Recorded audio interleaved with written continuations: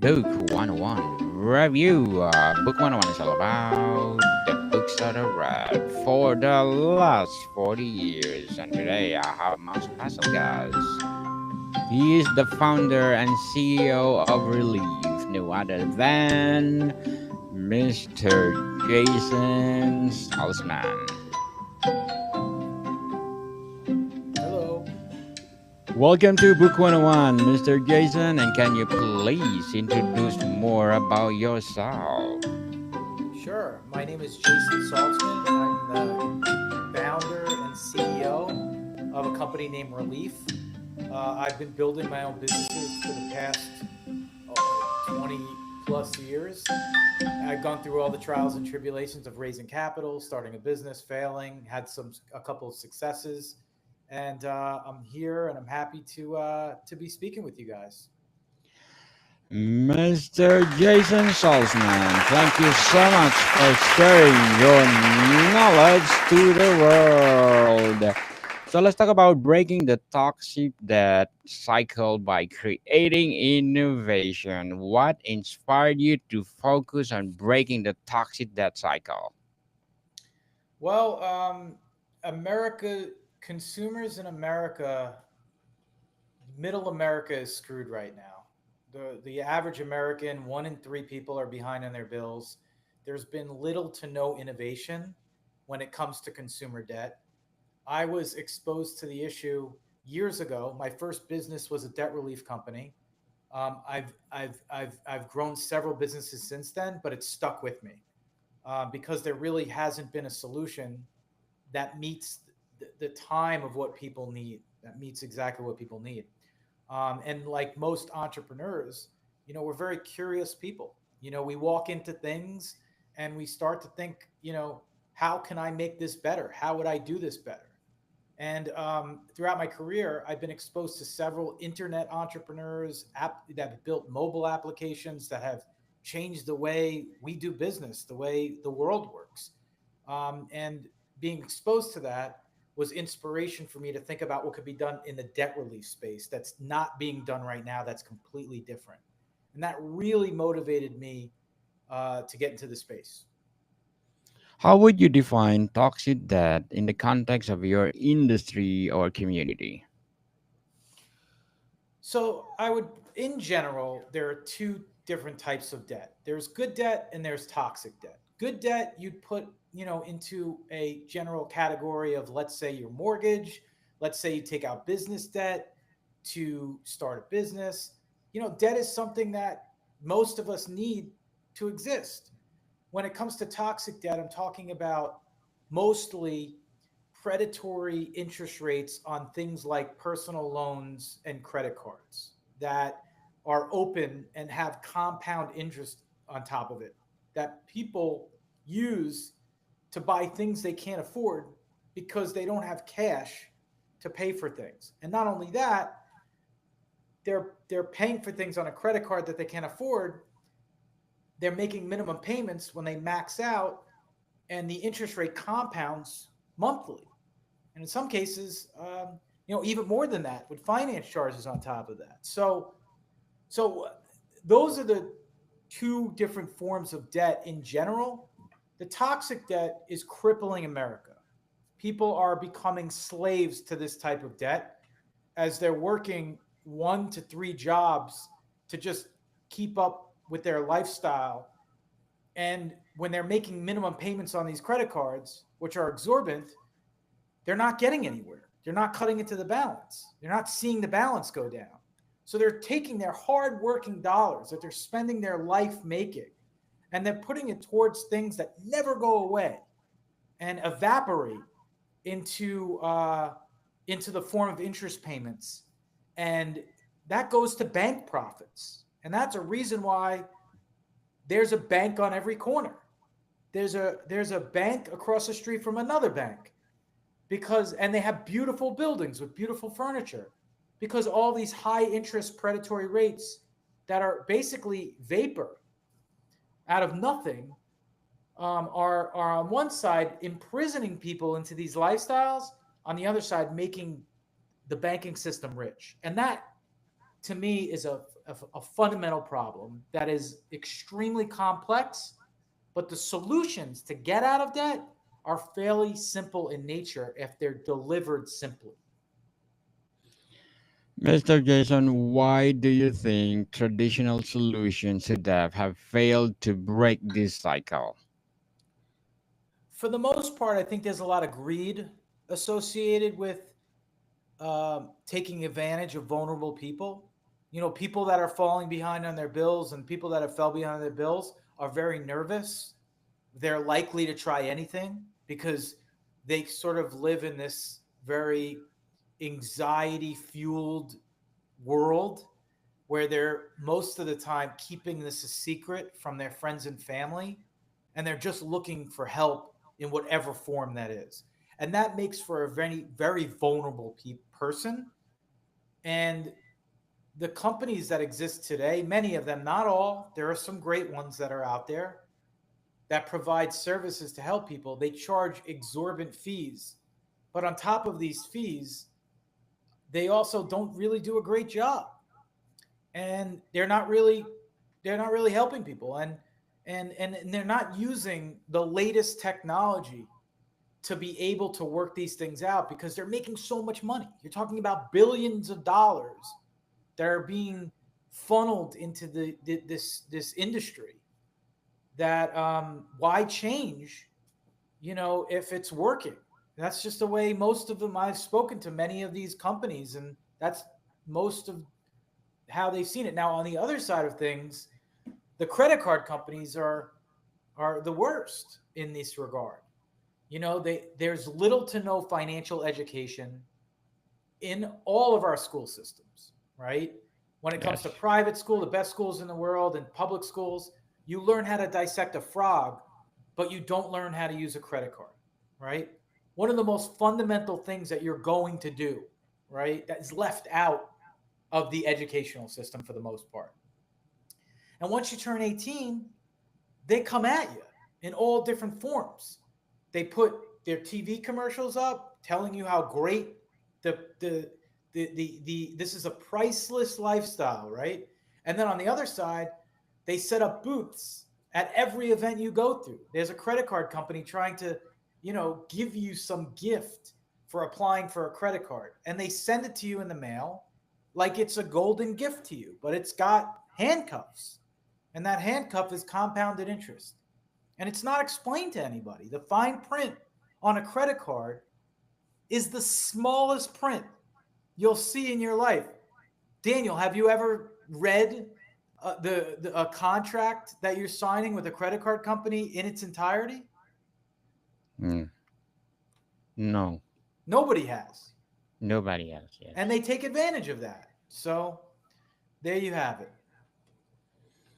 So, Mr. Jason, let's talk about the exploring the innovation. Can you describe this innovative solution your team has created to tackle this problem?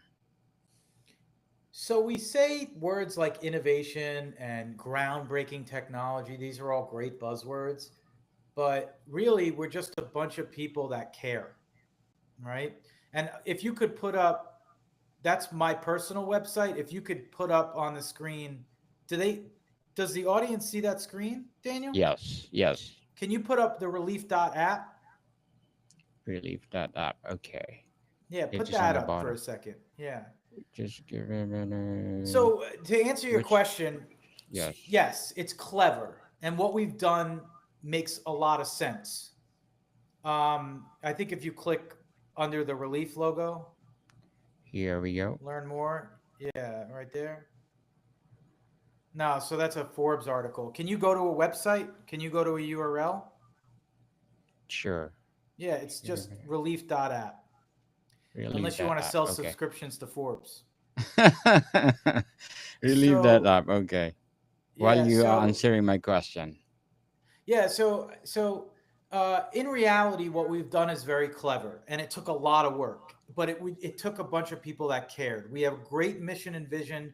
We feel like if we nail this problem right, we can help millions of people. We're already seeing tens of thousands of people that are coming to us every day and thanking us They're saving so much money. The average consumer that uses the app that we can help is saving up to 50% of their total debt. And we save people up to 70% of their total debt. And the way that we've done it is we've completely automated this for every consumer. So if in right now the app is helping people that fell behind on their bills, and right now if you go into collections, which is called when you fall, let's call it 60 to 90 days behind on your bills. Can you put up the website? Yes. Awesome. Oh, just give me a minute. Relief.app. Yeah. Relieve that So app. yeah. So Wait, so I'm still looking for it. yeah, it's Relieve that. www.relief.app. Relieve that app.com or not? Just No, do just like that. .app. Yeah, you got it. Relief.app. Okay. So right now, so when you fall behind on your bills right now, it's very there's a lot that happens. Number one, 9 times out of 10, your debt is sold to a third party collection agency. What that collection agency will do is they'll call you, they'll write you letters. Some of these letters could be very scary. And for you to mitigate this situation, for you to get out of this situation, you would have to call them, you'd have to negotiate, you'd have to call a legal team. There's so many things you have to go through. So, what we've done is we put all that in an app. So you don't have to speak to any letter. You don't have to write back to any letter. You don't have to pick up your phone and make any phone calls whatsoever. The solution is all in app. So you put in a little bit of your information. The app will provide an estimate of what it could potentially do for you, and then you activate it. You submit through the app for us to negotiate your balance down directly with the creditor. In the back end, we've completely automated that process so we can get back to the consumer as soon as humanly possible and get them the deal. So without speaking to anybody, without having to go through the frustration of getting yelled at or however way their tactics are, where they speak to consumers, you just do it in app, pick up the phone, it's all automated for you. And that we've done. It's innovative, it's new, but mostly it's clever because we care, right? Because we're Yes. thinking long term. We want to build a very big business that can help millions of people and not just think about that one person and get as much money out of that person as humanly possible. That's typical for the way the industry works today. And we're mitigating that through the app. Certainly. Yeah. There we go. And here we go. Sorry for the late upload for your app, but what sets your innovation apart from existing financial solutions or models? So what you find is there's a lot of budgeting apps. There's a lot of apps that can like suggest things for you to do.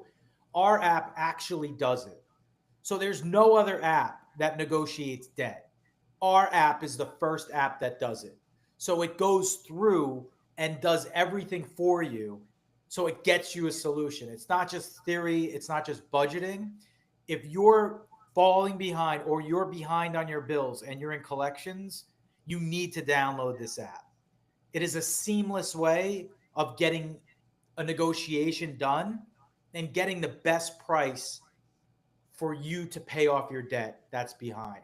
Now, in the back end, we're also building new features that helps people that aren't in collections, that are in pre-collections, that are just starting to fall behind on their bills, and we're launching a module for student loan debt as well. Is these are totally free, Mr. Jason? To find out what the app could potentially do for you, it is absolutely free, but it is a for profit business. So we do charge a fee if we get you a savings. The app will Mm. only charge you if it works. If it does not work, you are charged zero. Awesome. Interesting indeed. So let's talk about the impact and implementation. Have you seen measurable success with your innovation? Well, so we launched a little over 9 months ago. We have 140,000 users that represent over $6 billion of debt enrolled into the platform. We're only able to help a fraction of the people right now because the app is brand new. We've been able to save people up to 70% of their total debt, and the average user is saving 50%. It's only working right now for people that are in collections. This isn't just to save money. This is for people that are more than 60 days past due and the debt has been charged off, right? So we're seeing, not only are we seeing a ton of people that are want to use the app, we're experiencing great traction in terms of helping people, which fuels my team every day, fuels the team every day. I mean, we're helping families save money. You know what? It's one thing to have a good business. It's another thing to have a good business that actually helps people. Totally agree with you, Mr. Jason. What challenges did you face while developing and launching your solution? Everything. I mean, it's new, so it's gonna every we hit walls wherever we went. We developed systems that were too bulky. We internally ran into problems just getting the right people, getting the right culture. We had to get a ton of funding. That poses its own set of challenges to get funding for your business before you can actually make a dollar. This is a venture backed company. So that was a challenge. And every day we face new challenges. You know, it's really hard to build something from nothing. It's one of the hardest things in the world to do. So some days are the best days we've ever had, followed by the worst days we've ever had. That's sort of like on par with startup life. So, Mr. Jason, as the CEO and founder of Relief, what will be your short term and long term goals? Well, short term, we're looking right in front of our face for people that are behind on their debt, right? And along with that is a little bit longer, which is helping with different features. But ultimately, our mission is to help everybody that faces financial anxiety to find out what type of relief is out there for them through the app. Certainly, and good luck to your goals, Mr. Jason, and looking for some more success. In your opinion, what is the future of debt management in the next 5 to 10 years? All digital. No phones, no negotiating, no looking at call centers across the world. It's all digital, it's all instant, it's all the answers could be done through AI. All the information is available at a push of a button, and the solutions are right then there after that. What advice would you give to aspiring founders who want to create solutions in this space? Well, buckle up. It's going to be a bumpy ride. Definitely surround yourself around people that know the industry, but also surround yourself around people that don't, that think outside the box, that break down boundaries and existing rules so you can get to a new innovative solution. But ultimately, you know, it's going to take a really long time. I mean, we've been at this for 4 years now, and we just launched to the public because of all the licensing and testing that we had to do. So make sure you, before you think it's just a great idea, make sure you validate it as much as possible, surround yourself around the right people, and buckle up because it's definitively going to be a bumpy ride. Totally agree with you, Mr. Jason. So, how can governments or policymakers support innovation aimed at breaking the debt cycle? Well, there's a systemic answer to that question that's rooted in just startups in general. I think the barrier to entry to selling your business or going public has to be more friendly. I feel like over the last, call it 5 years, it's been M&A transactions are slowed down due to government regulations, and also going public has been highly scrutinized by government organizations, making it very difficult to do so. I think that those things open up, you know, build more traction in venture capital, which fuels these type of businesses. So that's specific to startups and high growth internet based digital businesses. I think that on the other side of the coin, when it comes to debt, I think banking, uh, it's not that banking needs more regulation, it just needs more transparency. right? I think that as consumers, we need more guidelines to see things more clear and have a clearer understanding of how different financial instruments will affect our lives long term. I mean, never before have you seen such a display of increase of debt when it comes to everyday purchases. I mean, Klarna just announced a massive deal with Instacart or one of these like grocery applications a few weeks ago to such fanfare. I would pose that to be uh, toxic for our society that you have to put your grocery bills on a credit card or a buy now pay later program. I mean, even the news that just came out yesterday, 60% of the tickets for Coachella were purchased on buy now pay later, posing a real problem both on everyday goods and luxury items, right? Like we're you should just know what the cost of the decisions you're making today by putting on them on a credit card will cost you in the future. That has to be more clear. Mr. Jason, how do you measure long-term success beyond financial metrics? Happiness. Totally agree. Happiness, transparency is the key, people.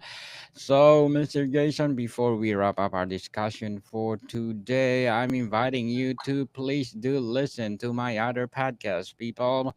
Abstract Essay in its fifth season, Abstract Poetry in the second season, and of course, my Book 101 review in its fifth season, too, Comedy 101 in its second season, and Food 101 in its fifth season. Geography 101 in the third season, as well as my love letters and my baby podcast, Mental Health 101, and my Movie 101 review in its third season, as well as my Music 101. Please do listen wherever you listen your podcast.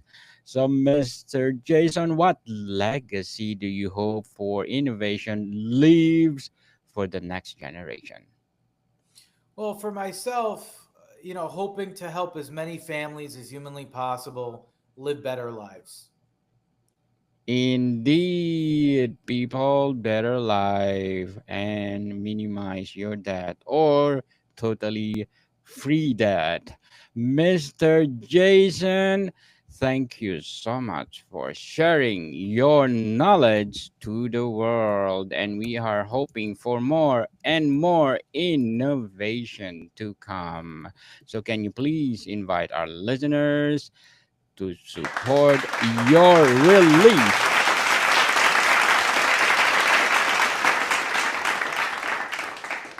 Absolutely.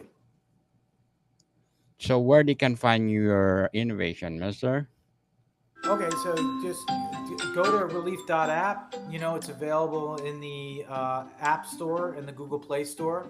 Just look up Relief. It's one of the leading financial apps right now in the Apple Store, in the App Store. Yes, people, let's support Mr. Jason Saltzman because if you support him, more and more and more innovation that helps the world. So, Mr. Jason, thank you so much for your time. Happy to be here, Daniel. More to come, people. See you soon.